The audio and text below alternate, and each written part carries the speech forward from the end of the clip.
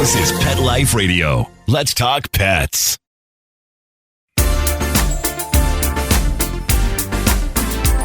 Rappaport to the rescue with award-winning animal advocate, best-selling author, journalist, and pet products creator, Jill Rappaport. Welcome to Rappaport to the Rescue. I'm Jill Rappaport. My guest today is Dahlia McPhee. Now, Dahlia is the founder of Dahlia McPhee clothing brand, and Entertainment Tonight has called this brand Couture with a Conscience. She's been featured in Vogue, Allure, Marie Claire, and each season her focus is making beautiful pieces at affordable prices for women of all sizes. Gotta love that. And the reason I couldn't wait to get her on the show is she is such an incredible animal advocate, an accomplished equestrian who is also part of this incredible campaign that I am involved with every year called Seen Through Horses, a nationwide fundraising effort that really makes a huge difference. And wait until you hear what she has designed for horses. She's really amazing, and her work is influenced by the motto, changing the world one gown at a time. Designer Dahlia McPhee when we come back. Take a bite out of your competition. Advertise your business with an ad in Pet Life Radio podcasts and radio shows. There is no other pet-related media that is as large and reaches more pet parents and pet lovers than Pet Life Radio. With over 7 million monthly listeners, Pet Life Radio podcasts are available on all major podcast platforms. And our live radio stream goes out to over 250 million subscribers on iHeartRadio, Odyssey, TuneIn, and other streaming apps. For more information on how you can advertise on the #1 pet podcast and radio network, visit PetLifeRadio.com/advertise today. Let's talk pets. Let's talk pets On Pet Life Radio. Pet Life Radio. PetLifeRadio.com.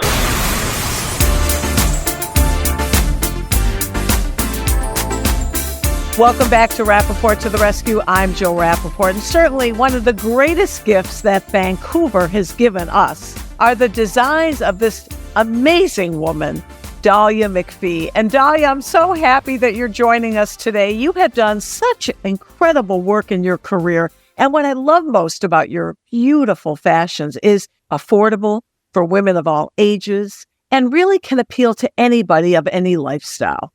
Hi, thank you for having me, by the way. I love what you do. Oh, thank you so much. It means a lot to take the time out today and chat. Well, you are so creative. And when I heard about you and I started reading about you, you're so much more than just a designer creating amazing fashion. That is one skill and one talent in itself, but you take it to a whole different level, Dahlia. Well, creation is creation. It's all the same, as far as I'm concerned. I was cracking up reading your bio because you started out as a young child thinking you might have had this talent, but others didn't think you did they? Oh, you're speaking about Mrs. Stewart? Yeah, what a nightmare.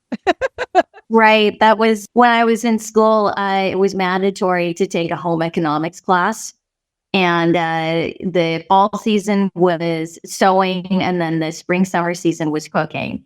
And she threatened to fail me because I was useless with the sewing machine at the time. And we had this school project, and it was to sew this blouse that was the most ugly blouse you'd ever seen in your life. And the idea was you had to sew this blouse in the most wretched fabric and the most wretched color, and then you were going to model it in front of the entire school. And so I learned early on that if you're not motivated, you can't do anything, right?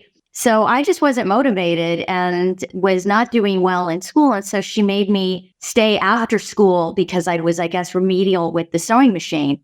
And my memory there was trying to sew this blouse and her being very stern with me and accidentally running over her nail. So her nail's now caught in the sewing machine. As she paused and she just looked at me and said, "I suggest you never pursue a career in fashion." And hello, fast forward. Did you ever get back to that lovely lady and let her know, hello, here I am? Right. I wish she'd said, I suggest you never pursue a cure for cancer, because we might have that now. I was trying to prove her wrong. Did you ever prove her wrong? And what is it about your designs that it's so important to you to make them appeal to everybody? Well, I think I was a little bit lucky in that I grew up in the business, but on the retail side. My parents had some clothing stores in Canada, and I was pretty much at that time, I hated it because I was forced after school was really spent in the stores, and vacations were spent to accompany mom and dad on overseas trips and whatnot. But I always remember watching my mom selling to women, and at a young age, seeing women of all ages and all sizes, and literally witnessing them being transformed with clothing and understanding. I think it was always just drilled in my head, make sure you design for people. 62% of American women are oversized 12. It makes sense that fashion is for everyone. So it's really important that we make it for everyone. Well, and it's so great today that we embrace people of all sizes and we welcome seeing women of all sizes. There used to be a time, the thinner, the better, and now people are so happy and so thrilled that beauty comes in all shapes and sizes. And thank goodness for designers like you that appreciate that and understand that and have always designed for women of all sizes. Thank you. Yeah, we've evolved quite a bit. And I think it's always hard when you're the renegade and the pioneer for something. I was, one of the first mainstream designers to go all vegan way before it was the cool thing to do. But now look at how the industry has changed. I don't think we would have ever thought that some of the old school iconic household names would be going vegan, would be getting rid of fur. And we just don't need to anymore with what we're able to create. We're not living in caves. And by the way, the vegan fashions are so beautiful. And I love the sheen to the vegan pants. I mean, they're just so great looking and so fashion forward. And I think it's so wonderful that you were so ahead of your time. How did you know back then, Dahlia, when you started? Why was it so important to you to go vegan? Well, the basics were always motivational for me. So obviously, I never wanted to do fur, never did fur, never wanted to do, ostrich or any of those things that were quite apparent. But I remember chatting with a friend of mine in New York who was fully vegan and really spent time in a lot of the vegan circles. And she had said, there's no vegan designers, Dahlia. And I said, well, I don't know what you mean because I'm not doing leather and I'm not doing fur. And she had said, yeah, but you can't do silk either because, and then she explained how silk is made, which is actually quite sad because we're killing the silkworm in the process as well. So that really helped to kind of motivate me to look into it further and say, and I like challenges. So for me, it was like, okay, how can I create materials that look like silk, that feel like silk, but aren't silk? And so that kind of, was the motivational factor. But then at that time, it wasn't the cool thing to do. So we didn't tell people. Oh my goodness. You were keeping that wonderful thing a secret? Look, the main thing is that you exact change. And I think you do it however you can, right? So at that time, people heard vegan and they thought burlap. They thought, potato sacks on models. So for me, it was like, they're not going to get it. And they may actually not buy it because of that. But we're doing something good. So I kind of did the backdoor entrance, which was, here's this beautiful collection. Everyone loves it. And then we would start telling some celebrities or people that were vegan, by the way, it's vegan. Well, again, going back to the motto you live by and what you're known for, couture with a conscience. Right.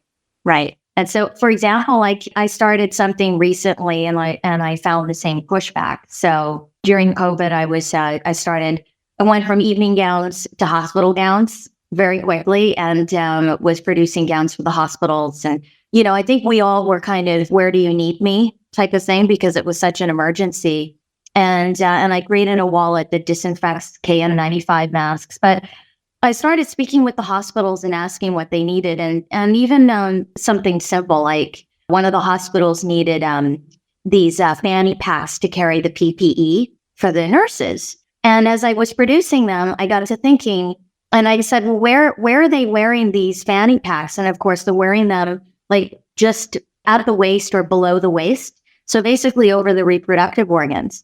And I'd said, how many people are putting their phones in these PPE hats? And of course, the answer was, well, almost everyone.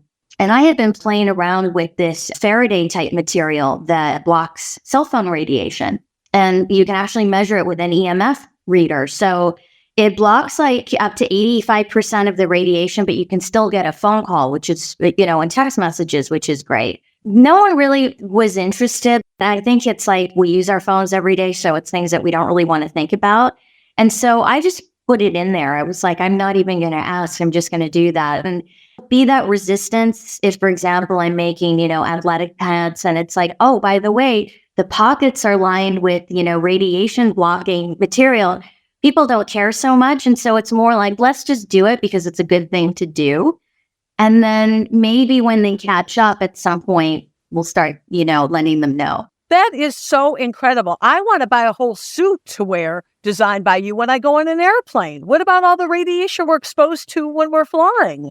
I have to sleep for a full day after flying. That's how sensitive I am. So I agree with you. Well, you are so ahead of your time. I mean, the medical community should know about you, Dahlia. Are they aware of what you've created and the benefits? Well, thanks to some of the work that I've done, a lot more do know. But I mean, let's get the word out for sure. I worked with Children's National Hospital as well during COVID, and they asked me to do a new take on the isolation gown. So like I said, I like problem solving. Wow, I want to partner with you on this. I think you're really on to something great. And what's amazing, your designs are so good looking. I know the Toronto Sun referred to you as the it girl in the design world. It's one thing to create something that has purpose and meaning and safety, but to be beautiful also.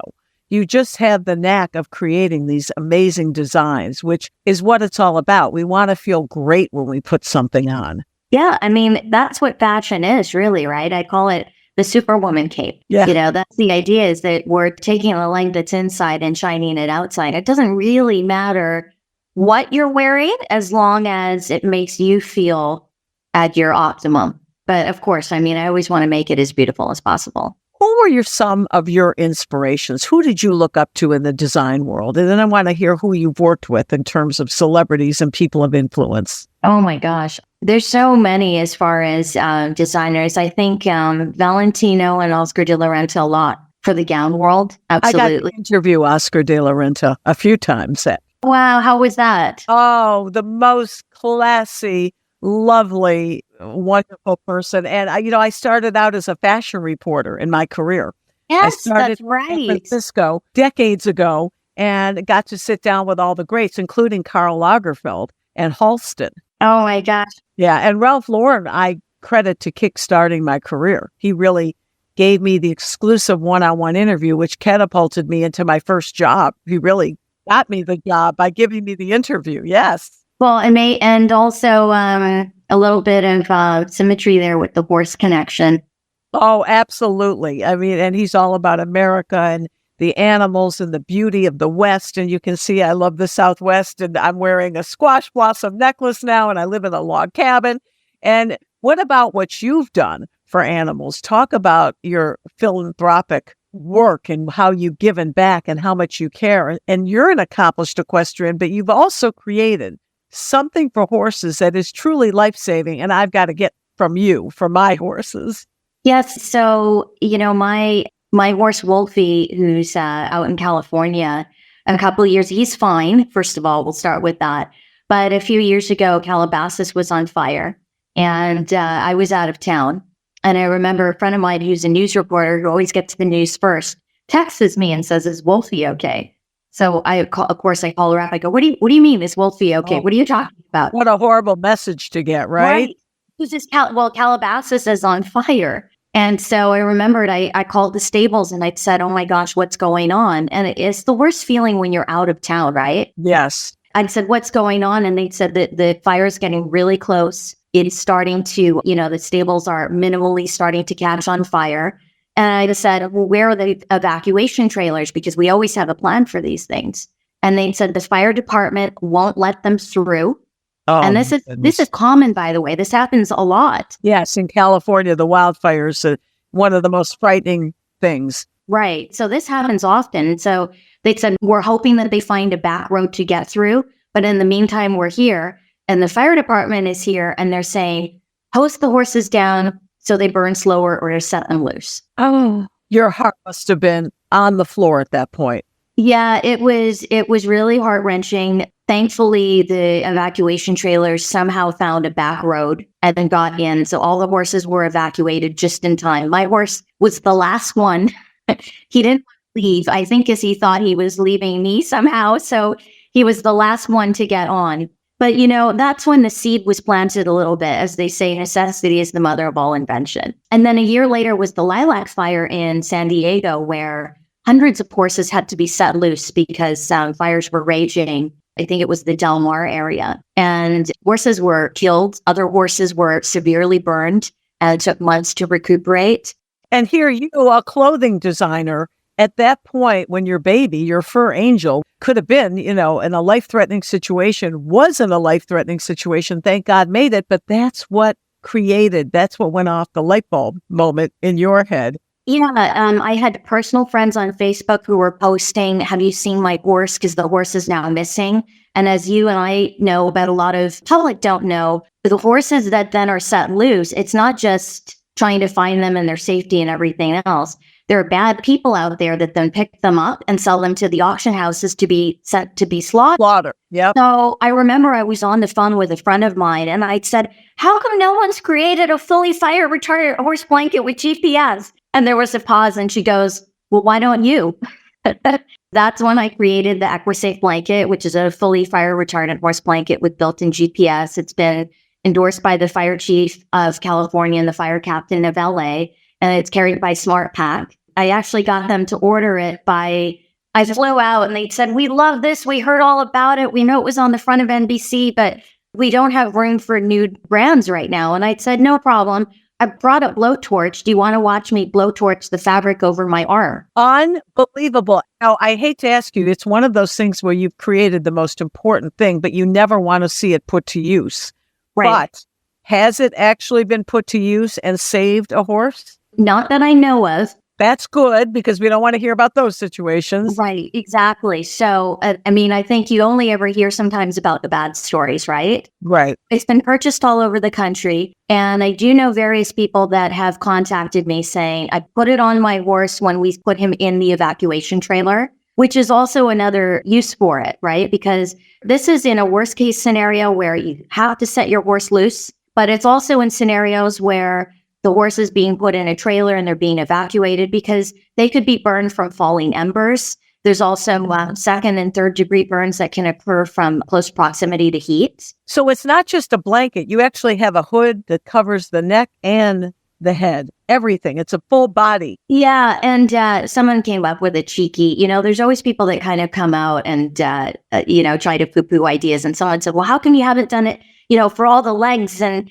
I said, well, first of all, I have that. We could do the legs, but I spoke with enough vets and saw enough from prior circumstances of where the areas that the horse has the most pain when they're burned and take the longest to recuperate. And constantly came back with like the flanks, the top of the back, the neck.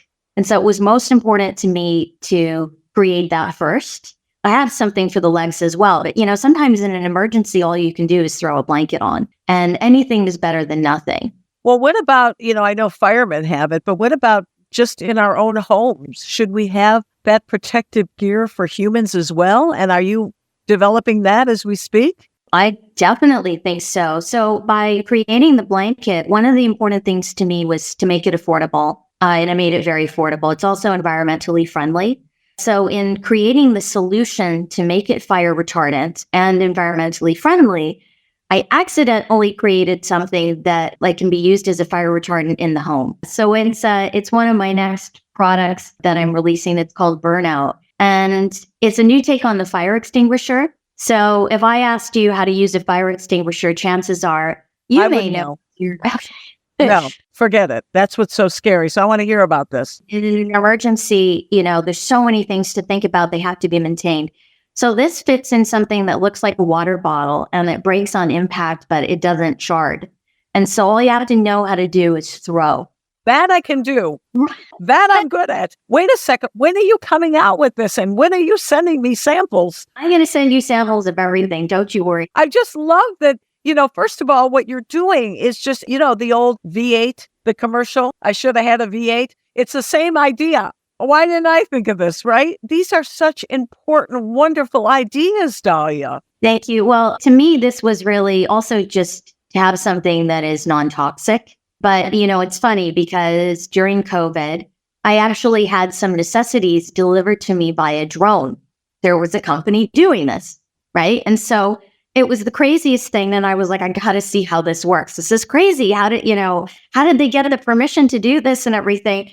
And as they get closer and they're like 2 minutes away, they tell you to go outside. And then you're on your cell phone and they're like, is it over you? Is it over you? Is it over? Yeah, okay, it's over me. Okay. And they hit a button and the bag drops and you catch it. And immediately I was like, wait a second. We could take burnout and put it in large bottles and send drones out into wildfires and drop it. So that's my big dream, is to just figure out solutions for the wildfires. I'm chatting with some of the powers that be to see if that's something that we should start testing and move forward with. And it seems like, obviously fashion is first in your life, but it seems like you're really going in this direction of life-saving products, because that seems to be where your heart is, what you can do to really make a difference to save lives. To save lives, and of course, being an animal lover, to improve animals' lives, save animals' lives, and to improve their lives. I look at everything that we have for humans and how far we've come with technology. And my thought always is, why don't we make this for an animal? They can't speak and they've given us so much. So that's, one of my number one missions. Well, tell me about the animals in your life. I know about your beloved horse. And I know you're very involved with the wonderful campaign that I also have partaked in called Seen Through Horses. Tell me all about your commitment, your compassion to all animals. I have a new rescue now. Her name is Lily, and she's a border collie mix. I saw a picture. Lily is beautiful. And so prior to Lily, I had my dog, Daisy. She actually looked identical to her. So the story of how I got Lily is just kind of crazy. She just appeared out of nowhere. I don't think there's any accidents. I think our animals find us. That's right. They really do. And each one, when you see the personality, the ones that I've rescued, I think to myself, they could have only ended up with me. It's just a match made in heaven for both of us. And I totally agree with that. But, the more you're talking about how much you love your dogs and your horse, is this something that would be a full-time profession for you down the road, where you maybe design clothing for animals, not just safety clothing? Absolutely. I already have a second division under Dahlia McPhee, and it's all for pets. Oh, and great. There's already products that have been released, and there are a lot more products to look forward to. Some of the products that have been released are, I came out with a dog version of the fire retardant blanket that's been released. It's called the Pet Safe Fire Retardant Jacket for Dogs with GPS, because we can't forget about them in wildfires. And then I also have a heated puff jacket for dogs. So it looks beautiful, very fashionable. It's a puff jacket, but it has 8 hours of heat and it's wireless. So you can throw it in the washing machine. The only wire is the one that connects to the battery. So there's no wires. So again, no EMF running through the whole dog's body, which is great. I have a heated bed for dogs. I have a bed that has air conditioning for dogs. Oh my gosh. I did not know this, but I'm getting all your products. An air conditioned bed? Jill's making a list of all the samples she wants right now. When I have seen this, is it online? The air conditioned bed and the heated dog coat? This is a little bit stealth, to be honest with you. So I'm giving you kind of firsthand info, but it's to be released. I would have thought, I didn't do my homework, because I haven't seen that stuff anywhere, Dahlia. No, not yet. What I call the denim products, which are just more fashionable jackets and things like that, you may have seen. I've already released a lot of those, but the more innovative this is, you're kind of getting firsthand. Well, I'll tell you, you are blowing me away with your intelligence, your creativity, and your knowledge, and the ability to come up not only with these ideas, but to actually create them. And they're making a difference for our fur angels, which is so important. I'll tell you, I want to work with you on all of these things. You are truly incredible.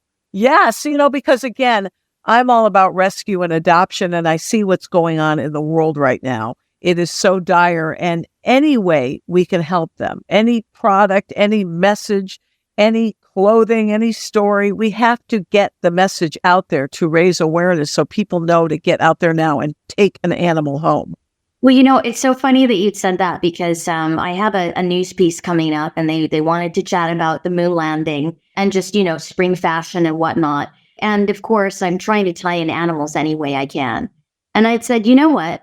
Mother's Day, why don't we do a rescue pups looking for their mom? And we'll dress my models in my dresses, or I now have a pajama collection. So we'll dress them in something that is current, and we'll dress the adoptable dog in something matching and try to get these animals homes for Mother's Day, because, every opportunity that we have to do something, let's do it. That is such a great idea. Just reaching out for their next mom, Well, I remember reading this story about this cute little kid who started creating bow ties. Sir Darius Brown. Yes, he's my friend. He's been on the podcast. I put him on my show in Dog Bowl. I've known him since he was very, very young and was a little boy, and now he's over 6 feet tall. Oh, that's so great. Yeah, what he's great. You meant to do that. It reminds you, right? Like you look at that and you go, yeah, like there's so many amazing dogs that don't have homes. Try when you can, even if you're looking for a purebred, try to just put it out there to find one in the shelters,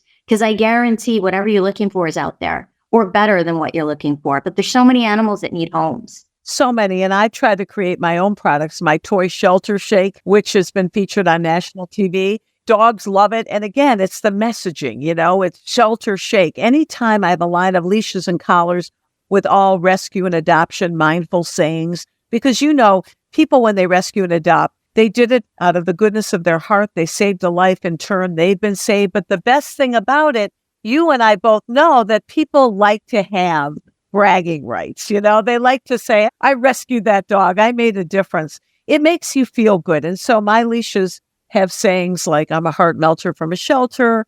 I'm a pound pooch. Bless you for my rescue. That's so clever. So they're sporting mindful messages, and people are proud to display them. They're for a good cause. Proceeds go back to helping animals in need. But I have to tell you, Dahlia, of all my guests, in terms of creativity, you are just blowing me away. You are amazing. Can I get that soundbite? I'll take it.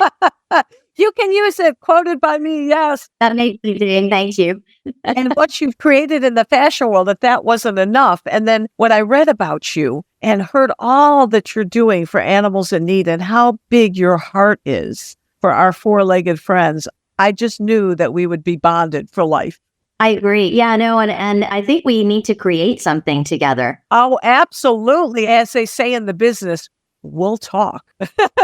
After this podcast, we will talk. But I'm so happy to have you here. You are incredible, what you've done, what you're doing, and really just an inspiration for not only all designers out there, but all young people listening to this, knowing what you can do, what you can create.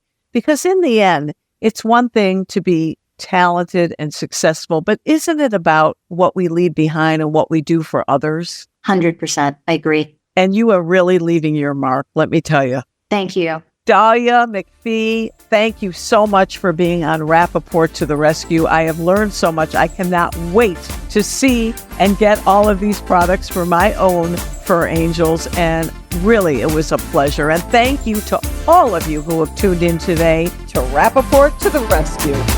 Let's Talk Pets, every week on demand, only on PetLifeRadio.com.